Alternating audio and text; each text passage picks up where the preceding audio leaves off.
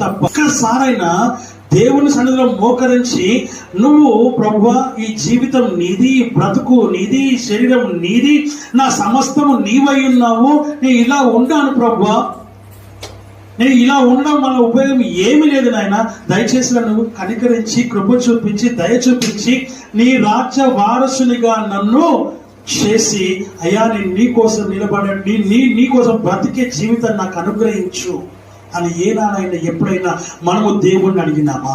నువ్వు ప్రార్థనకు మోకరిస్తే నీ దేవునితో మాట్లాడ్డా? ఆయన మాట్లాడే దేవుడు కాదా? ఆయన వినే దేవుడు కాదా? ఆయన చూసే దేవుడు కాదా? నీ దగ్గరికి వచ్చే దేవుడు కాదా? ఆయన నీ కోసం పని చేసేవాడు కాదా? ఎలాంటి దేవుడు నువ్వు కలిగి ఉన్నావు? నువ్వు ఏం చేస్తున్నావు? ఎలాంటి జీవితం నువ్వు జీవిస్తూ ఉంటున్నావు? ఎంతసేపు నీ గురించి, నీ కుటుంబం గురించి, నీ సమస్యల గురించేనా నువ్వు ఆలోచన చేసేది? నిన్ను పుట్టించిన దేవుని నువ్వు కాదని నువ్వు ఏం చేయగలుగుతున్నావు, ఏం చేశావు అని దేవుడిని సూటిగా స్పష్టంగా దేవుని వాక్యం ద్వారా నేను అడుగుతున్నాను.